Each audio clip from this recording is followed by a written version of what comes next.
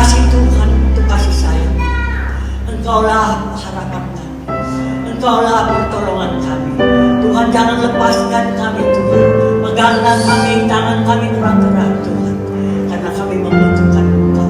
Terima kasih Tuhan kalau pagi hari ini Engkau masih mengajak kami untuk datang dengan sabda. Kami tidak ada apa-apa Tuhan, tetapi oleh karena kasih setiamu Tuhan, Roh Kudus Engkau urapi setiap daripada kami, supaya kami datang tidak dengan cuma-cuma. Biar firman-Mu yang ditaburkan oleh hamba-Mu yang banyak kekurangan ini, tapi Tuhan menyempurnakan di dalam setiap kami.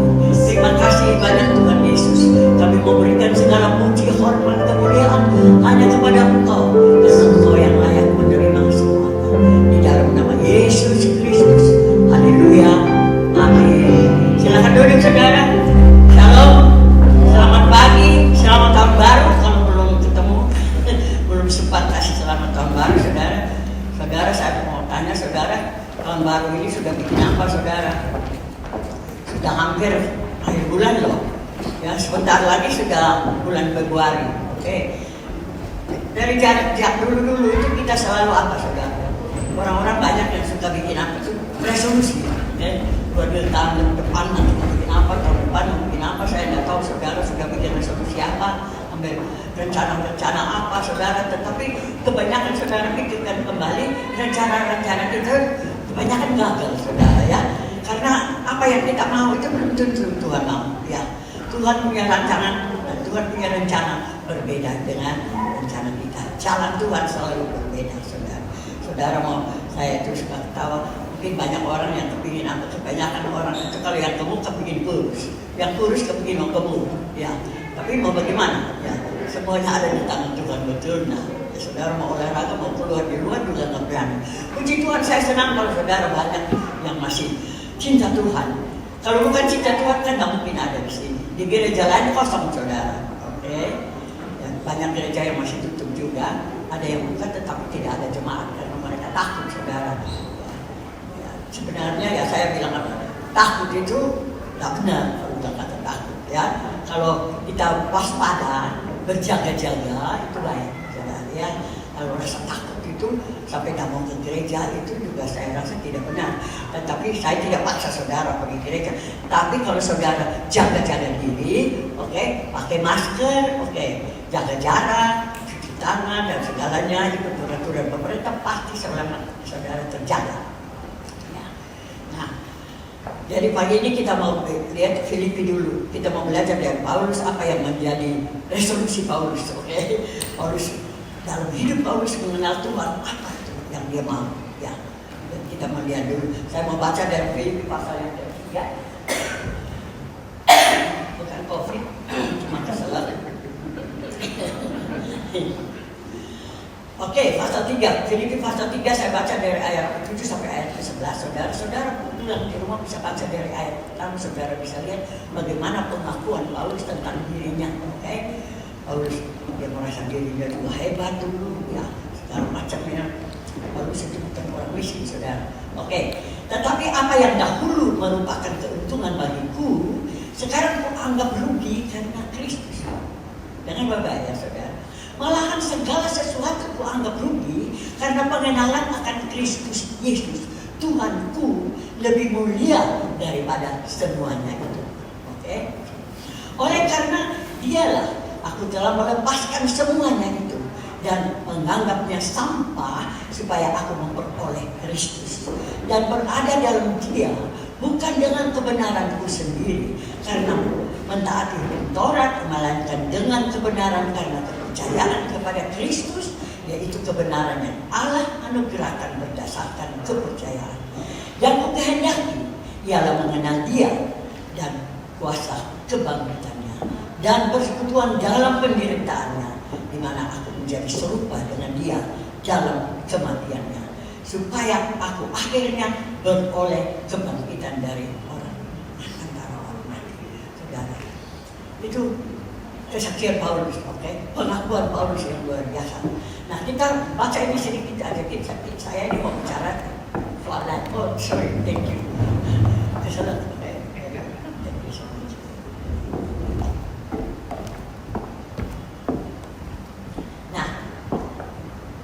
Jadi Paulus itu dia begitu ditangkap oleh Tuhan Yesus, ya penjahat satu ini, penjahat orang-orang berdosa itu, ditangkap sama Tuhan Yesus.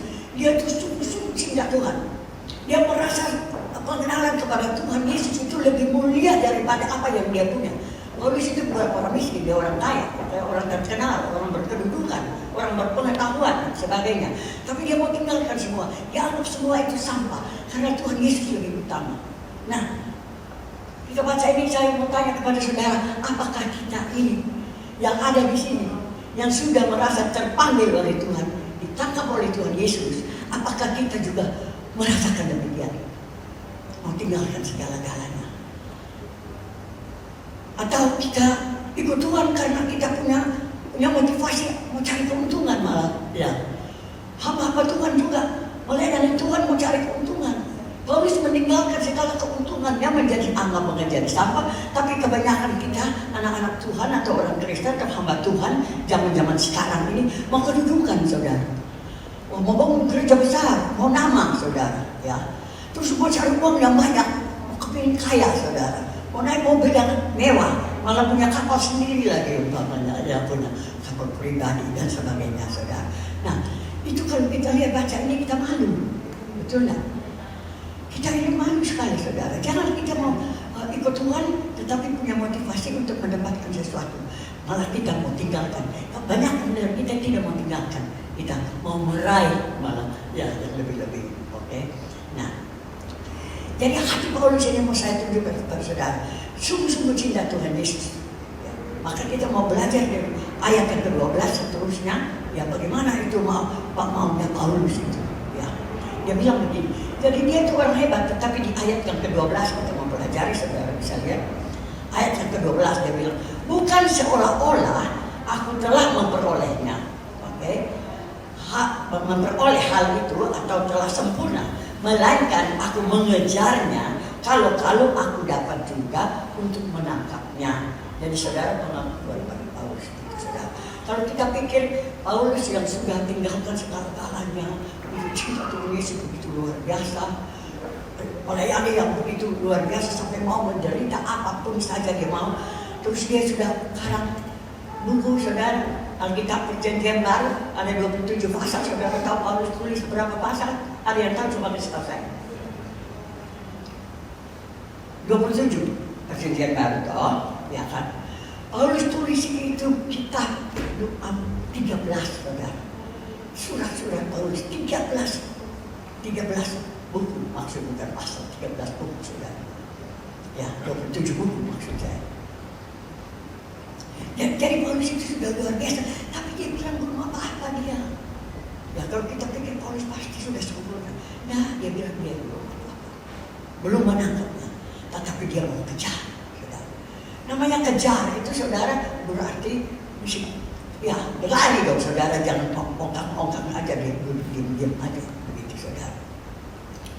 Jadi mungkin saudara ada orang yang merasa dirinya sudah sempurna, oke, sudah cukup, sudah dapat, ya sudah mendapatkannya, mungkin.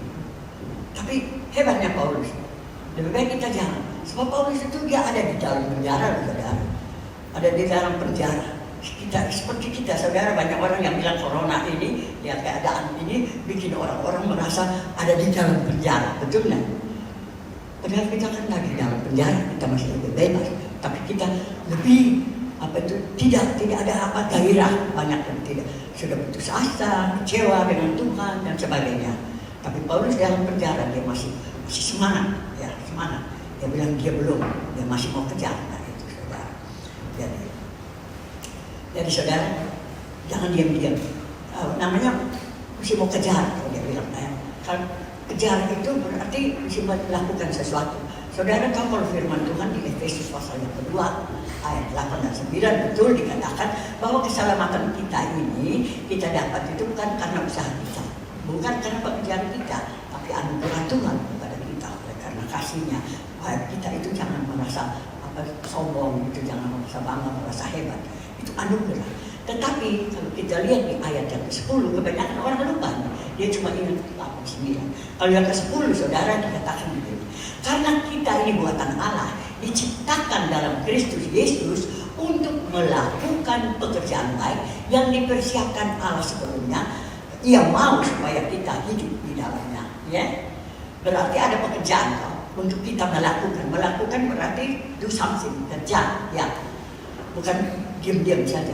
Baik, ada orang Kristen yang tidak mengerti, ya kita mesti kasih mengerti. Orang Kristen yang zaman dulu mungkin buta huruf, tidak baca Alkitab, ya, dan zaman dulu tidak ada apa itu Alkitab bisa dengar. Jadi mereka itu ya diam-diam aja. Pikir sudah selamat, terima Tuhan Yesus, sudah Tuhan Yesus masuk di hati, duduk diam-diam, tunggu tidak mau ambil tiketnya surga, ya. No, Tuhan mau kita melakukan sesuatu, ya. Dia mau kita hidup di dalamnya. Jadi berarti ada sesuatu yang kita harus lakukan, betul? Jadi jangan diam-diam aja. Orang Kristen kan cuma diam-diam saja, repot saudara. Makanya kalau kita zaman sekarang semua ini berpendidikan, bisa buta huruf, bisa baca, ya baca firman Tuhan dong, oke? Jadi jangan jadi orang Kristen yang pasif. Saudara, kalau orang Kristen yang pasif itu seperti begini. Kita ini anggota tubuh Kristus, betul nggak? Anggota tubuh Kristus. Nah, seperti kita ini anggota dari tubuh kita. Nah, kalau anggota-anggota ini, saudara, tidak berfungsi, tidak bekerja, kan mempengaruhi. Kalau tangan kita, jari-jari kita, tangan jari-jari kita sudah macet, tidak bisa bekerja, ya repot saudara, betul nggak?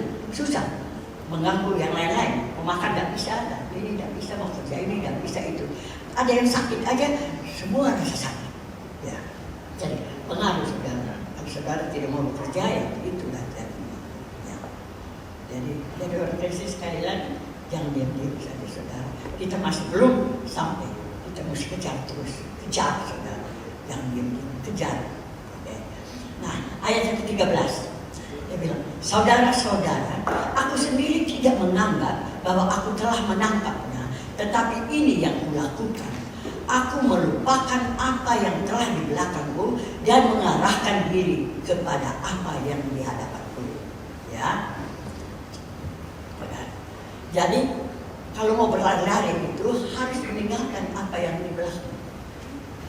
Betul? Hal-hal yang sudah lalu itu kita jangan ingat-ingat. Kita tidak boleh ingat-ingat, kita harus tanggalkan. Kalau saudara sudah pernah, kita ini orang Kristen soal pernah kan? Ya, kita ada di dalam gelanggang pertandingan, betul? Saudara sudah pernah tanding, ada bertanding, lari. Saudara, apakah kita itu mau lari-lari, tapi kita mau lihat ke belakang terus, ya harus tinggalkan yang di belakang. Kalau kita menoleh, ya ke belakang terus, kita lama-lama nggak bisa maju kan, ya seperti juga kalau kita setir mobil, kalau kita lihat-lihat ke belakang, lihat-lihat ke belakang, bisa tabrak kan, bisa masuk jurang, saudara. Jadi harus lupakan apa yang di belakang, saudara, jangan ingat kembali. Nanti kita lihat bagaimana. Jadi Paulus itu dia tinggalkan semua yang di belakangnya itu. Dia tidak mau ingat-ingat lagi, karena kalau dia ingat-ingat, walaupun hal-hal yang apa itu merupakan kesalahan, dosa, ya, atau ya, perbuatan-perbuatan dia menganiaya, dia menganiaya orang-orang Kristen. Ingat, kalau dia ingat kesalahan kejahatannya dia tidak maju, ya, tidak bisa maju. Nah, kalau dia mau ingat-ingat juga dia punya kesuksesan. Saudara, kalau kita ingat sukses kita yang masa lalu, kita duduk, kita nggak bikin apa-apa, kita sudah puas, ingat-ingat, waduh, dulu saya sudah melakukan ini, dulu saya sudah melakukan itu, sudah sukses, sudah menyenangkan hati Tuhan, terus sekarang tidak bikin apa-apa lagi, ya sama aja saudara, ya. Kalau cuma puas dengan hal-hal itu aja, ya nggak bisa maju-maju. Dan juga mungkin kita ingat-ingat, oh sakit hati kita, orang sakit hati, orang menghina, orang mengejek, orang apa sama kita, begitu. Ya, dah maju saudara, ya. Jadi harus tinggalkan semua itu, harus bilang. Kenapa dia bilang kasih kesaksian? Dia tulis surat kepada Timotius, kita mau baca, kita lihat. Paulus tulis di 1 Timotius pasal yang pertama, saya baca ayat 12 sampai 17. Dia bilang, saudara perhatikan nih, firman Tuhan itu luar yang bisa menolong kita, saudara. Ya, omongan-omongan manusia, omongan hamba Tuhan itu cuma saudara. Tapi kita ambil firman-Nya. Dan kalau saudara pergi ke gereja, jangan lihat hamba Tuhan. Ya, ada orang lihat hamba Tuhan. Ya hamba Tuhan ini udah enak omongnya. Tetapi hamba Tuhan itu kecuali dia tidak menyebutkan firman Tuhan, Dia tidak bicarakan firman Tuhan, ya, percayalah, ya. Tetapi kalau hamba Tuhan itu walaupun suaranya tidak bagus atau bahasanya kurang bagus, omongannya kurang menyenangkan, mungkin kurang lucu lah, kurang apa semangat lah, apa begitu, tetapi ada firman. Dan saudara kita lihat 1 Timotius pasal 1 ayat 12. Kata Paulus kepada Timotius, aku bersyukur kepada Dia, yaitu Yesus, yang menguatkan aku, yaitu Kristus Yesus, Tuhan kita. Karena Dia menganggap aku setia dan mempercayakan pelayanan ini kepadaku. Ayat 13. Aku yang tadinya seorang penghujat dan seorang penganiaya dan seorang ganas, tetapi aku telah dikasihaninya. Karena semuanya itu telah kulakukan tanpa pengetahuan, yaitu di luar iman. Saya stop sini dulu, saya mau kasih tahu. Paulus kasih tahu dia penjahat dulu, oke? Tetapi apa yang dia lakukan yang dulu itu dia lakukan tanpa pengetahuan, di luar iman. Dia belum kenal Yesus, dia belum terima Tuhan Yesus. Saudara tahu? Jadi kita ini juga, ya kalau kesalahan kita yang sudah, ya yang lalu itu tidak menjadi masalah, saudara. Yang menjadi persoalan saudara kalau sudah terima Tuhan Yesus harus berubah. Nah, ayat 14. Malah kasih karunia Tuhan itu telah dikaruniakan dengan limpahnya kepadaku dengan iman dan kasih dalam Kristus Yesus. Perkataan ini benar dan patut diterima sepenuhnya. Kristus Yesus datang ke dunia untuk menyelamatkan orang berdosa, dan di antara mereka akulah yang paling berdosa. Tetapi justru karena itu aku dikasihani agar dalam diriku ini sebagai orang yang paling berdosa, Yesus Kristus menunjukkan seluruh kesabarannya. Dengan demikian aku menjadi contoh bagi mereka yang kemudian percaya kepadanya dan mendapat hidup yang kekal. Hormat dan kemuliaan sampai selama-lamanya bagi Raja segala raja zaman, Allah yang kekal, yang tidak nampak, yang esa. Amin. Jadi Paulus katakan kepada Timotius, pokoknya dia orang jahat, tetapi ingat, perkataan ini benar. Tuhan Yesus Kristus datang ke dalam dunia untuk menyelamatkan orang berdosa. Nah saudara, waktu kita itu datang kepada Tuhan, percaya kepada Tuhan atas kematian Tuhan di atas kayu salib, firman Tuhan katakan, Dia sudah angkat segala dosa, kelemahan kita, segala sakit penyakit kita. Betul kan? Jadi segala masa lalu kita itu sudah ditanggung Tuhan Yesus. Dia terima apa adanya, jahat bagaimanapun. Paulus katakan dia orang yang paling berdosa. Padahal kita ini yang masih mengaku ke Tuhan, kita ini juga jangan merasa diri hebat, sombong. Kita juga kemungkinan besar kita yang paling berdosa dari semuanya. Ya. Tetapi jangan kecil hati juga, karena kalau kita datang terima Tuhan Yesus, Dia ampuni segala dosa kita.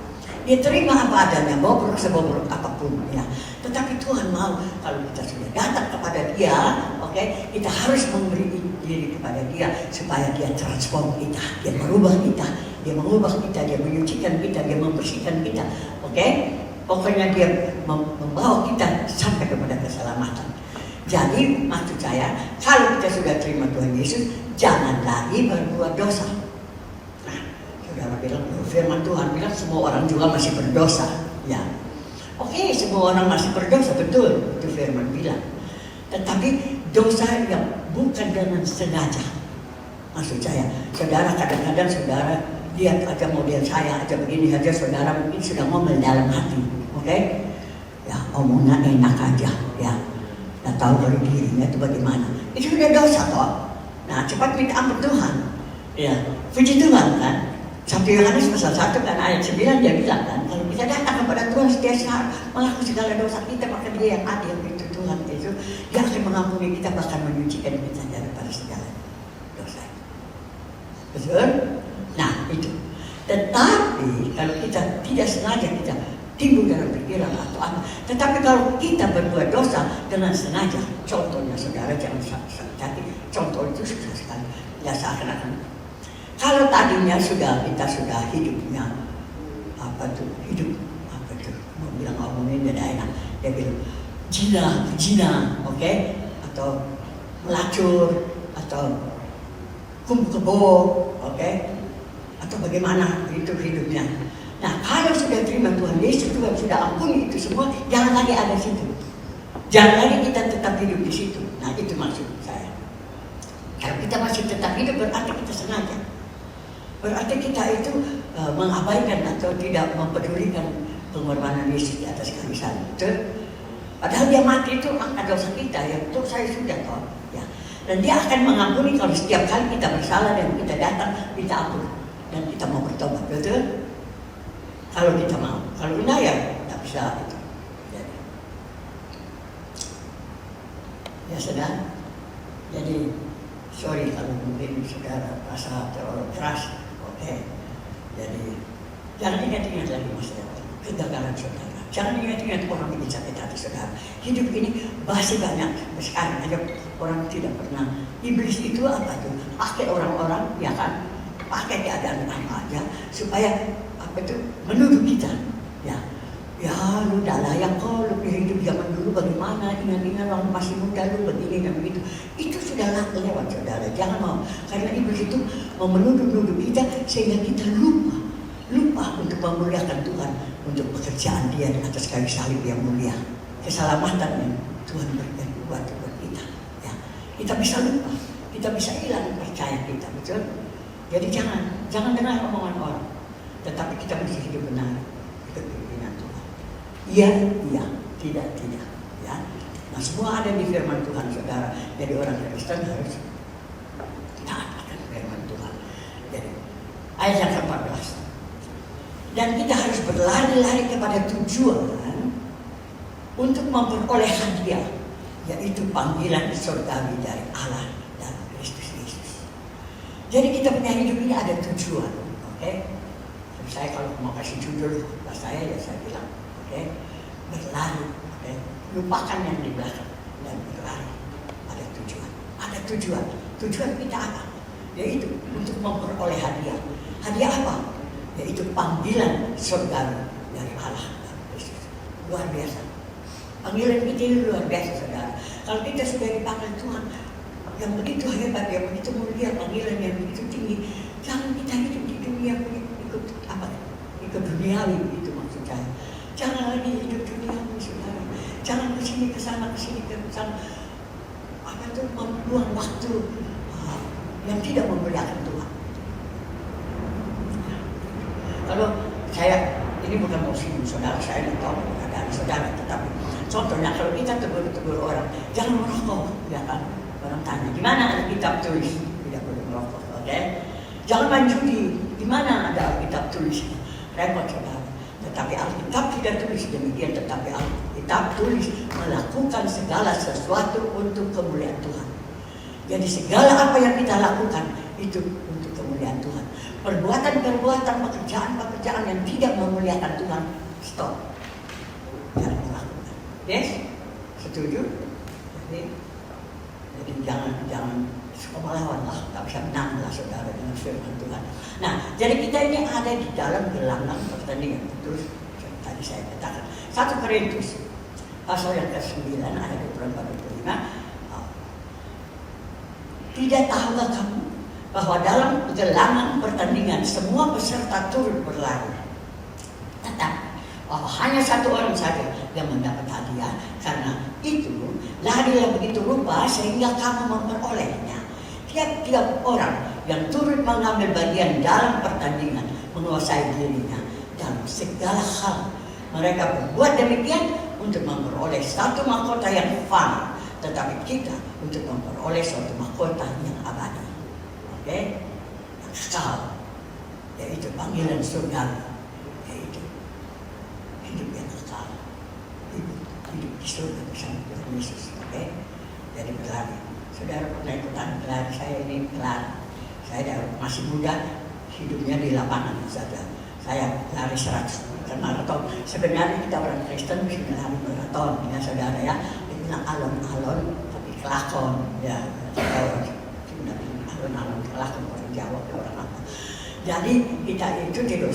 Saya pelari itu sprint, saudara. 100 meter, 200 meter, dan 400 meter estafet, saudara. Oke.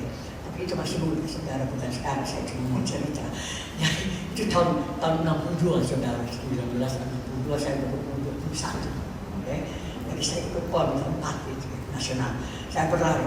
Latihannya 1 bulan saudara, setengah mati saudara. Okay? Tiap hari latihan lari di tempat lama ini lama itu segala macam saudara. Makan juga diatur segala macam saudara. Karena enak-enak saudara. Dan waktu lari saudara, kita lari itu dia bilang harus tanggalkan segala-galanya. Betul tak? Kalau kita lihat juga Ibrani pasal 12 dia bilang, marilah kita menanggalkan segala beban dan dosa. Oke? Yang begitu merintangi kita dan berlomba dengan tekun dalam perlombaan yang diwajibkan bagi kita. Marilah kita melakukannya dengan mata tertuju kepada Yesus yang memimpin kita dari iman yang membawa kita kepada keselamatan. Jadi lari itu harus tanggalkan dosa, tanggalkan beban. Saudara nggak bisa berlari pakai bawa ransel, bawa segala macam, bawa macam-macam dari saudara. Paling pakai baju kaos, jalan pendek, saudara lari. Dan kalau kita berlari itu saudara, kita mesti lari, mesti lihat mata tertuju kepada garis akhir. Ya, kalau saya lihat garis akhir. Kalau begitu kita sudah lari-lari, jangan lihat ke belakang saudara akan tidak bisa menang, saudara akan gagal. Lari terus. Kalau sudah lihat garis akhirnya di sana, garis finishnya itu, waduh kita tambah cepat saudara, betul dah. Mau cepat-cepat kan, cepat-cepat finish begitu. Jadi begitu semangat saudara lari saudara. Jangan dulu diam-diam aja. Kita ada gelangan pertandingan saudara. Jangan jadi penonton. Semua harus ikut pertandingan, semua harus ikut. Saudara. Kalau jadi penonton saudara nggak akan sampai ke sana, maafkan. Oke? Harus berlari saudara, semua ini ada perjuangan. Ikut Tuhan Yesus bukan gampang-gampang. Saudara, terus mengaku firman Tuhan Yesus, undang Tuhan Yesus masuk di hati itu sudah habis. No, ya, banyak hal selama hidup. Saya masih hidup sudah hampir, ini sudah masuk tahun 22 tahun. Sebentar lagi umur 81 saudara. Tetapi saya masih mau tetap berlari saudara. Saya masih mau tetap melayani saudara. Saya masih mau tetap melakukan apa yang Tuhan tugaskan kepada saya. Yes, harus. Ya, kita nggak bisa berhenti. Ya, tidak ada waktu berhenti nanti kalau kita sudah dipanggil, ya itu tidak berhenti saudara. Jadi saudara jangan diam-diam saudara. Kalau saudara yang jadi orang Kristen tidak melayani Tuhan, tidak memberitakan Injil, itu kasihan benar. Kita mau lihat Paulus apa yang Paulus ajarkan kepada Timotius. Dia tulis surat kepada Timotius, ya Timotius anak saya Paulus. 2 Timotius pasal yang keempat ayat 5 dan 8 saya membacakan saudara ya. Dia bilang ayat kelima, tetapi dia bilang Timotius, ya ini surat buat kita juga anggap aja begitu. Tetapi kuasailah dirimu dalam segala hal. Oke, sabarlah menderita. Berarti menderita itu Tuhan Yesus ada menderita toh. Saudara pernah menderita enggak? Kalau enggak menderita ya berarti mungkin salah jalan tol itu saudara. Bila memang ikut Tuhan Yesus jalan sempit saudara ya. Kalau saudara ikut jalan tol maka mungkin tidak sampai, oke.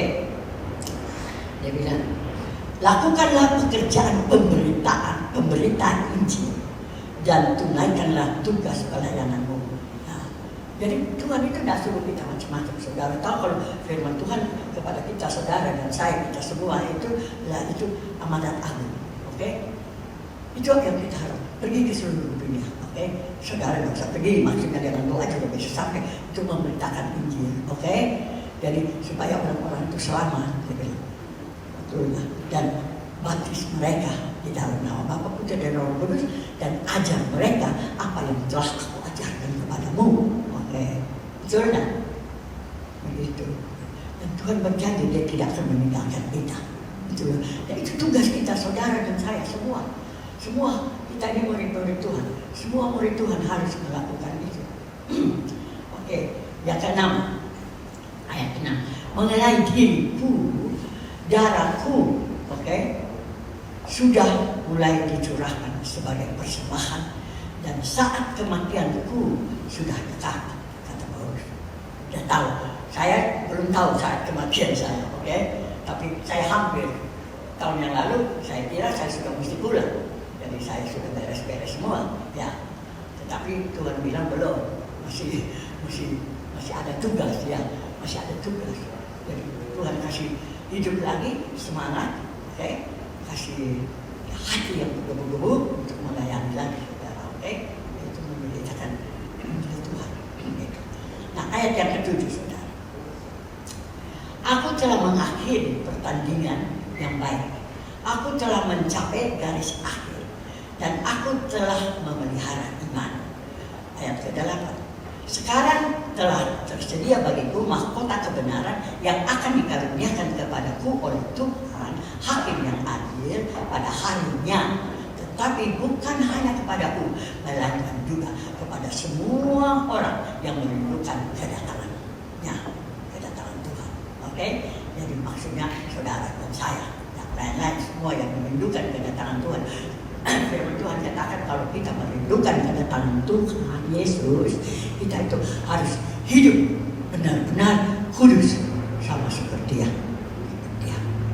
Hidup suci. Kalau enggak ya enggak sampai.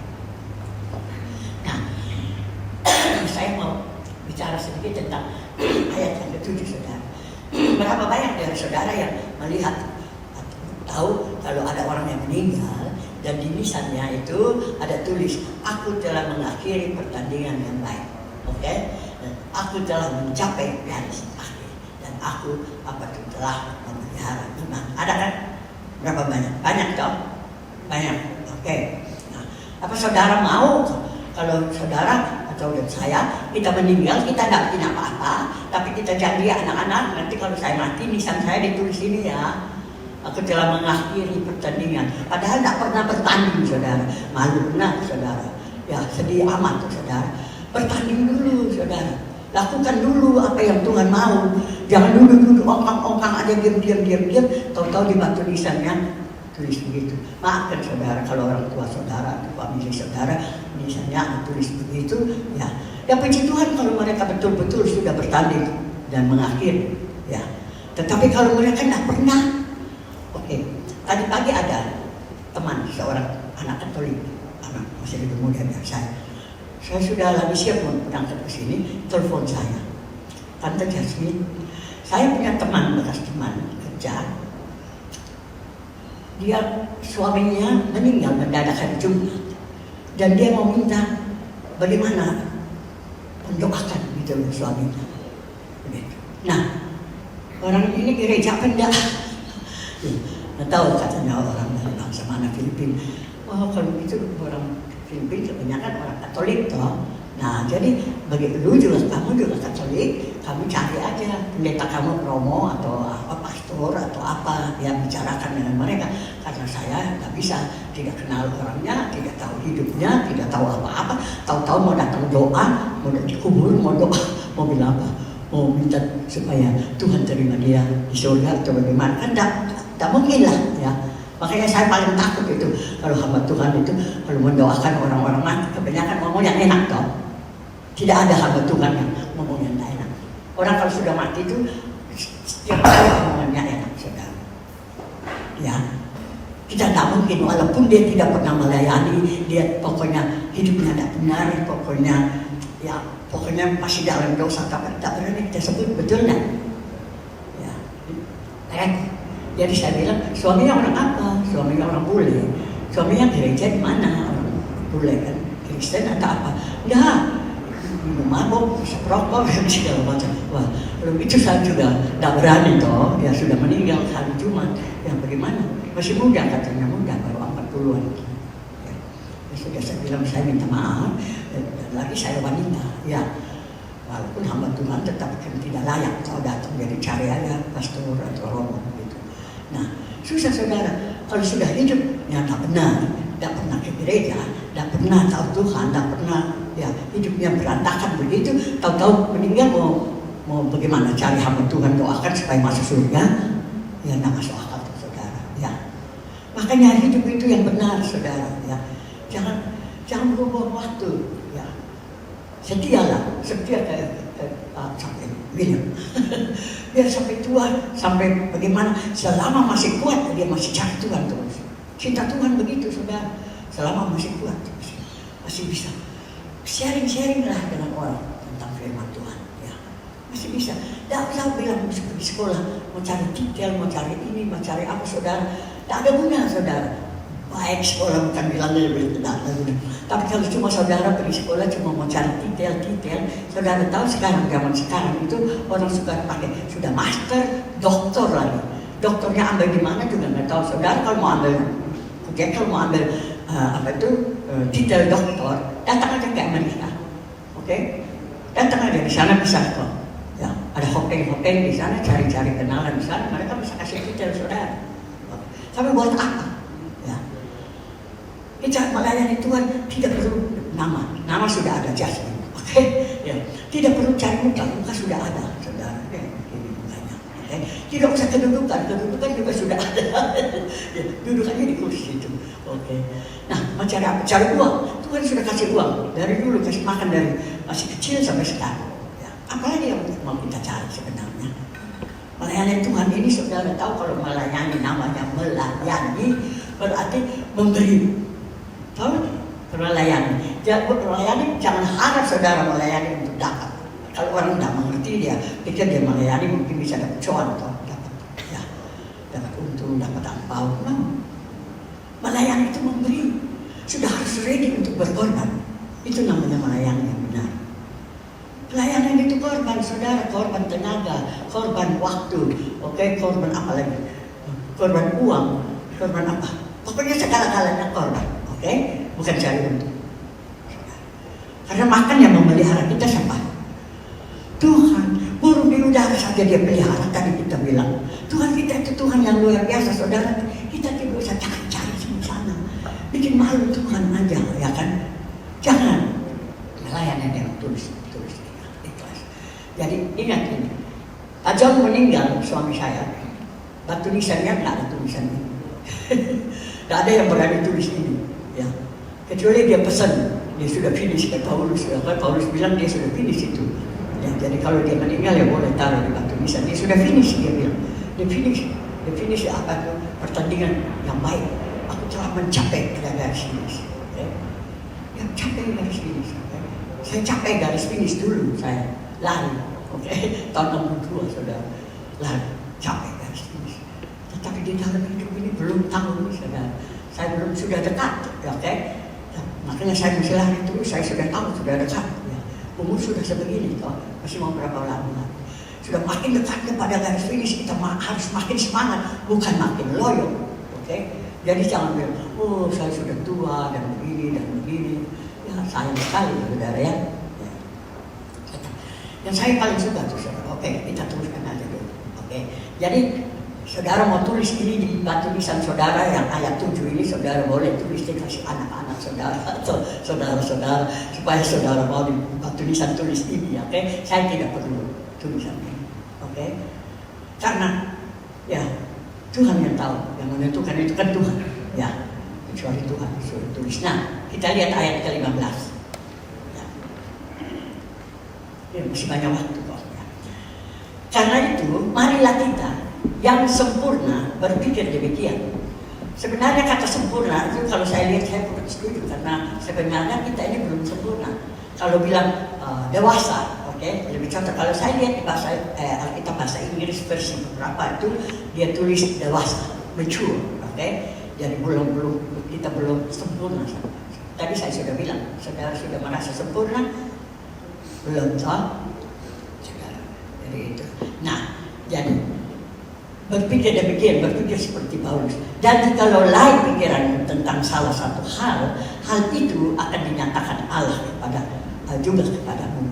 Nah, maksudnya begini. Jadi kalau saudara yang sudah mature, jangan bilang sempurna, oke?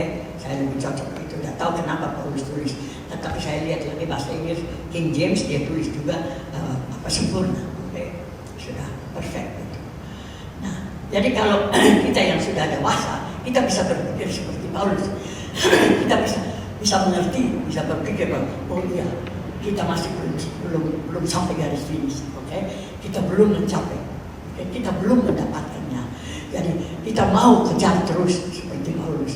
Kita mau tinggalkan segala-galanya yang di belakang kita dan kita mau berlari dengan mata yang tertuju kepada Tuhan. Berlari dengan tujuan yaitu mendapatkan hadiah surgawi, panggilan surgawi, yaitu mendapatkan Kristus. Jadi kalau kita yang sudah dewasa kita bisa mengerti, tetapi di bagian B Paulus katakan begini, dan jikalau lain pikiranmu tentang salah satu hal ini, hal itu akan dinyatakan Allah kepadamu. Itu Paulus pengertiannya begini. Tapi kalau di antara kamu yang belum dewasa, kan masih banyak orang Kristen yang belum dewasa kan, ya belum bisa mengerti, belum bisa terima ini. Kayak Ibu Jasmine lu ngoceh-ngoceh apa sih, ya kan?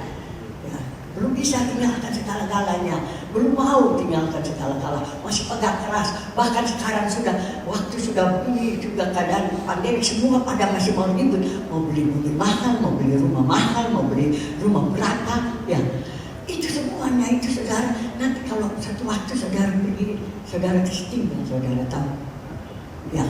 Saudara waktu ini datang ke Tuhan, melayani Tuhan. Tidak usah pikir-pikir, sudah ada sekarang rumah tinggal aja, ya tidak apa-apa, sudah puji Tuhan.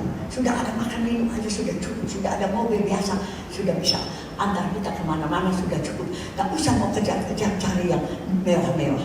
Saudara lihat, maafkan saya, berapa banyak hamba Tuhan ya, yang mencari kemewahan, ya cari segala-galanya, bangun gereja besar-besar, akhirnya kemana? Ya, ada yang meninggal, tidak bawa apa-apa. Ya, ada yang masih di penjara, ya tidak bisa menikmati. Saudara, sih, jangan setia saja dengan Tuhan. Oke. Tetapi Paulus bilang kalau masih belum dewasa, masih belum bisa mengerti, tak apa-apa. Paulus yakin Tuhan, Allah Roh Kudus itu satu waktu akan memberi pengertian. Itu luar biasa. Jadi saudara juga kalau masih belum dewasa, masih belum bisa terima saat ini, tak apa-apa. Ya, Paulus bilang, nanti Allah Roh Kudus akan memberi pengertian, ya, menjelaskan segala-galanya yang bisa mengerti. Oke? Jadi jangan rasa putus asa juga. Itu saya masih belum apa-apa, ya, tidak apa-apa. Ya, tapi waktu Tuhan nanti kasih pengertian kepada saudara, ya, saudara harus bangun. Jangan tinggal diam, ya, jangan tidak peduli. Pokoknya kalau saudara, dia bilang hari ini kalau saudara dengar suara Tuhan, oke? Bertobatlah. Jadi lakukan. Ayat yang ke-16 sudah menghabis. Tetapi baiklah tingkat pengertian yang telah kita capai, kita lanjutkan menurut jalan yang telah kita tempuh. Jadi kalau walaupun kita belum bisa, masih macet di tengah jalan, masih berlarinya kok tak bisa apa tuh, tak bisa semangat, tak bisa cepat, belum bisa sampai gitu loh, rasanya aku masih belum, masih jauh ya, tapi dia bilang jangan putus asa, oke? Dia bilang begini, baiklah tingkat pengertian yang telah kita capai, kita lanjutkan menurut jalan yang telah kita tempuh. Jadi kalau saudara, kita semua di sini, kalau sudah ada di sini, namanya kita sudah dipanggil Tuhan, kita sudah terima Tuhan, jadi kita sudah ada jalan, kita sudah datang, tetapi masih banyak orang di gereja yang masih macet, oke? Ya macet lah maksudnya, ya, yang masih belum bertumbuh, mungkin ya tak mengerti, yang belum mengerti atau bagaimana, belum apalah, tidak diperhatikan atau ya masih bayi lah, kadang-kadang ya belum dewasa, oke? Tapi jangan tinggalkan, dia bilang, tetap ada di dalam jalan itu. Kalau saudara sudah masuk di dalam gelanggang pertandingan, ya, jangan keluar, ya, jangan keluar, lari aja pelan-pelan, saya bilang, maraton, oke? Ya, maraton, pelan-pelan, sampai saudara, mungkin ratusan orang sudah maju duluan, tapi saudara akhirnya sampai garis finish. Betul saudara, ada nonton itu pertandingan maraton, mereka kasih semangat, walaupun dari belakang nggak bisa nomor 1 dan nomor 2, jangan kan bilang nomor 20, kali nomor berapa, ya, tapi lari terus, dikasih semangat terus, lari terus, dia pelan-pelan lari terus sampai garis finish, ya kan? Yang paling penting masuk garis finishnya. Nomor berapa dan jadi soal kan? Saudara tahu kan pertandingan maraton? Ya. Saya juga masuk garis finish waktu saya sprint itu, saudara. Dan dapat hadiah, saudara, karena nomor 2 atau nomor 3 begitu. Tetapi masuk garis finish, saudara. Jangan sampai saudara putus setengah. Ya. Buat apa kalau kita masuk di dalam galangan pertandingan, di dalam lomba lari, belum sampai kita sudah keluar. Ya, nah, percuma lah, ya. Makanya dia bilang tanggalkan semua itu. Tetap ada di gelangan pertandingan, tetap berlari. Walaupun tak kuat, tak tenaga, tetap berlari. Tuhan akan tolong kita sampai pada akhirnya. Itulah anjuran dari Paulus. Jadi tahun ini mulailah saudara, maju terus saudara. Oke. Jadi saya bilang begini, nanti orang-orang tanya, bagaimana bisa? Ya bagaimana kita bisa sampai? Bagaimana kita sudah loyo, ya ada semangat, ya, rasanya sudah tidak kuat. Oke, saya cuma kasih firman Tuhan bisa tolong. Oke, karena firman Tuhan di 1 Petrus pasal 2 ayat 2 dikatakan begini. Dan jadilah sama seperti bayi yang baru lahir, yang selalu ingin akan air susu yang murni dan yang rohani, supaya olehnya kamu bertumbuh dan beroleh keselamatan. Jadi tidak percuma, saudara masih bayi belum dewasa, tidak apa-apa, jangan malu, ya, jangan malu, minum susu, oke, cari susu yang murni, ya, belum bisa makanan keras, tidak apa-apa. Kalau masih bayi belum bisa makanan keras, tetapi mau sok-sok makan makanan keras yang nggak cocok lah, ya kan? Coba bayi-bayi suruh makan steak aja, oke? Lihat orang makan steak enak, mau pergi makan steak, mana bisa telan? Ya, jadi kalau masih rasa dirinya itu belum dewasa, masih bayi, ya minum susu lah, ya. Dengan firman yang masih murni, itu akan membawa kepada keselamatan. Bisa selamat juga kan? Bukan. Jadi firman itu bisa bikin selamat, saudara. Jangan ada orang yang kalau menurut pandangan kita ada orang yang begini, dan kelihatannya kok masih belum dewasa, ya kan? Cara bicaranya, cara hidupnya, apa itu masih belum dewasa, masih kayak bayi. Tetapi sudah lari sini lari sana, mau cari makanan yang istimewa, mau cari karunia ini, mau cari karunia ini, ke sini ke sana, nanti loncat sini, loncat sana, tidak dapat apa-apa nanti, saudara. Ya, kalau masih bayi lah, ya kan? Masih perlu susu lah, tidak usah cari yang makanan keras. Karunia, nanti kalau sudah dewasa Tuhan akan memberikan itu semua masing-masing dengan dia punya sendiri. Jadi tidak usah puji yang di sini, mau cari yang di sini, oke? Lihat di sini yang hebat, wah mau di sini, ya. Nah, saya tidak mengerti. Saudara bisa mengerti? Jadi masih bayi mau cari makanan steak, oke? Jadi tidak bisa sampai-sampai.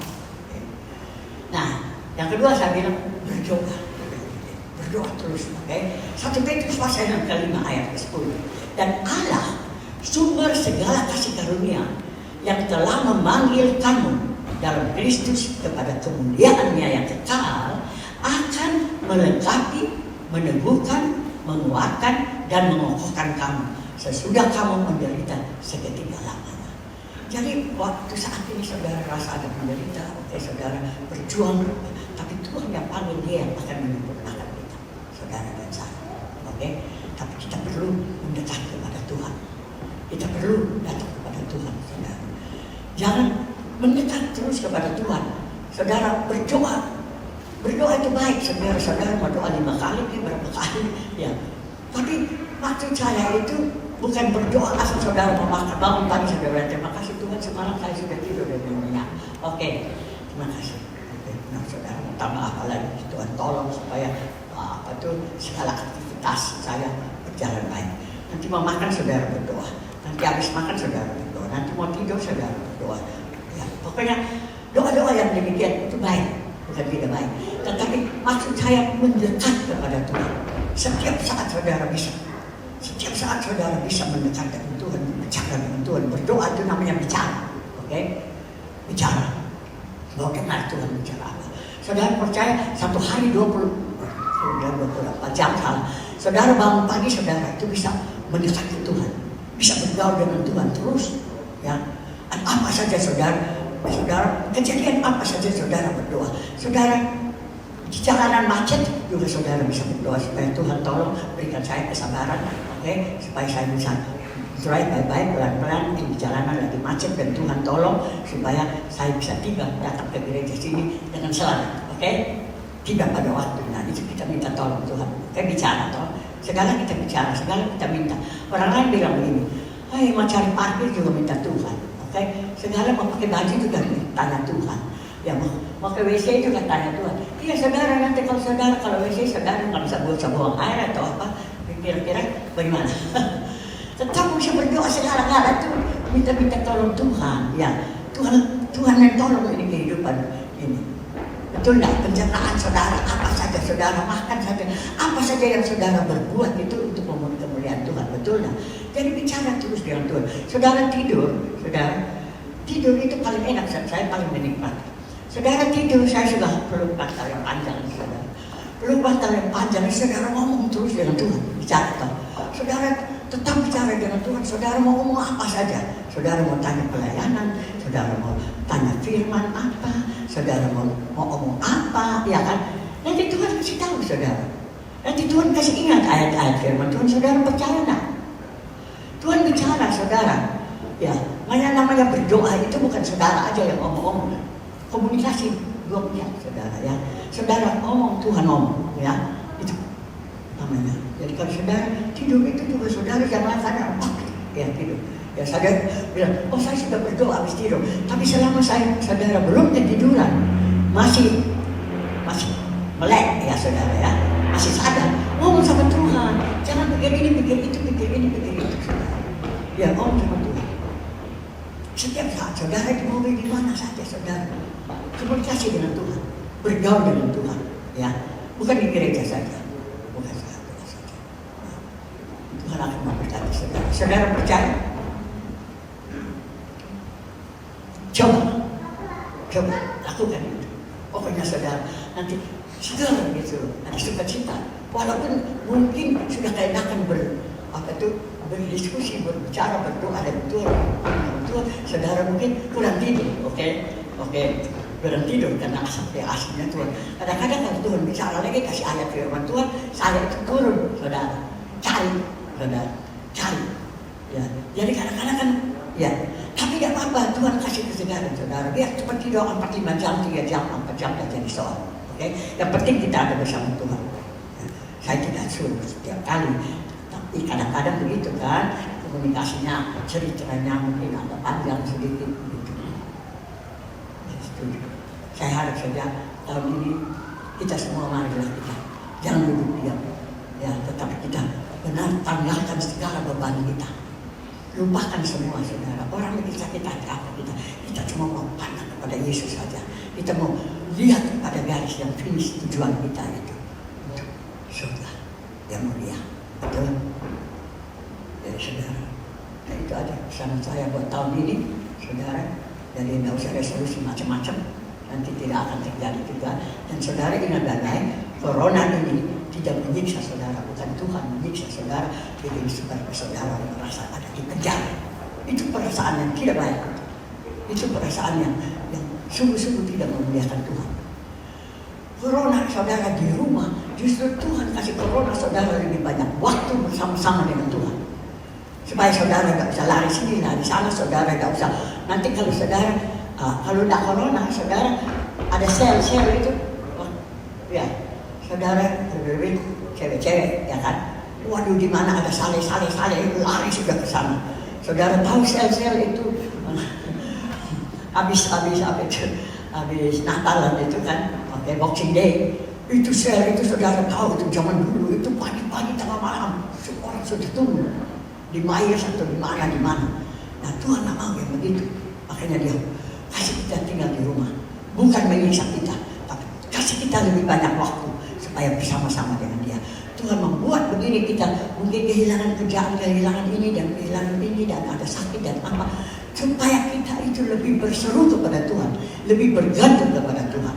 Tuhan mau supaya kita hanya cari Tuhan saja. Oke? Dunia tidak bisa mengobati, dunia tidak bisa menyembuhkan corona, saudara. Kita vaksin ini cuma kasih daya tahan tubuh saja. Oke? Supaya kita kuat. Oke, saudara yang tidak mau vaksin ya urusan saudara. Tapi vaksin supaya kita kuat, tapi bukan menyembuhkan corona, betul enggak? Ya, tetap orang vaksin juga ada yang kena toh, ya. Dan jadi soal saudara, apa yang Tuhan ya mau terjadilah begitu. Nah, jadi hanya Tuhan. Orang tanya sama saya, kapan sih corona ini bisa berlalu? Saya bilang bertobat dulu. Ya. Setiap orang yang tanya, yang tunggu, kapan corona berlalu? Bertobat dulu. Karena Tuhan mau kita bertobat. Semua orang bertobat. Bertobat itu tidak jelek, saudara. Maksudnya bertobat itu balik kepada Tuhan. Tadinya sudah hidupnya dunia, sekarang Tuhan mau balik kepada Tuhan. Mata tertuju kepada Tuhan. Hanya Tuhan saja. Dalam kehidupan hanya Yesus saja. Hanya Tuhan Yesus saja. Jangan dilihat yang lain. Itu yang Tuhan punya mau. Jadi bersyukur corona ini. Saya bilang saya bersyukur. Ya, terserah saudara. Ya. Karena saat-saat ini, ini berapa tahun, 2 tahun ini Tuhan sungguh-sungguh saudara berbicara banyak. Tuhan sungguh-sungguh membukakan, kasih tahu kita maunya Tuhan itu apa. Ya, maunya Tuhan hanya Dia saja. Lupakan dunia ini. Ya, kita tinggal di dunia untuk sementara, tapi kita bukan datang dari dunia, kita datang dari Tuhan, dari surga. Ya, tempat kita di sana, kita akan kembali di sana. Persiapkan hidup saudara sebelum kita dipanggil Tuhan, supaya kita bisa sampai di sana. Oke? Tuhan memberkati saudara. Mari kita berdoa. Sungguh Yesus, Engkau baik. Engkau sungguh baik bagi kami semua. Engkau mulia, namamu mulia. Bapa, Engkau yang sudah panggil kami datang menerima keselamatan melalui pengorbanan anakmu Yesus Kristus. Kami berterima kasih.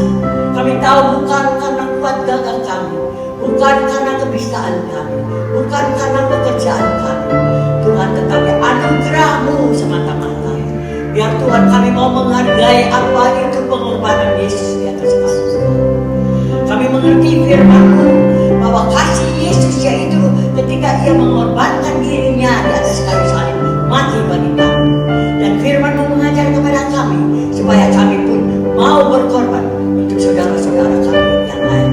Ajar kepada kami Tuhan supaya kami tidak selfish, kami tidak mau mementingkan hidup kami ini sendiri, tetapi kami mau memperhatikan orang lain. Kami mau menyampaikan Injil kepada orang-orang supaya mereka juga banyak bisa terima keselamatan ini. Tolong kepada kami yang sudah Kau selamatkan, kami tidak mau duduk diam Tuhan, tetapi kami terus mau bekerja. Kami tetap mau memberitakan Injil-Mu. Kami tidak mau sia-siakan keselamatan yang Kau berikan kepada kami. Tapi kami butuh pertolongan-Mu Tuhan. Kami tidak bisa berjalan sendiri. Kami butuh pertolongan pimpinan-Mu Tuhan. Roh Kudus, Engkau tolong setiap daripada kami. Engkau yang menggerakkan hati kami. Engkau yang mengarahkan tujuan hidup kami ini Tuhan. Terima kasih Bapa. Terima kasih. Ampuni kami kalau tahun-tahun yang lalu kami hidup menyia-nyiakan saja waktu. Kami tidak sungguh-sungguh Tuhan. Tetapi Tuhan ampuni kami. Dan Tuhan tolong kepada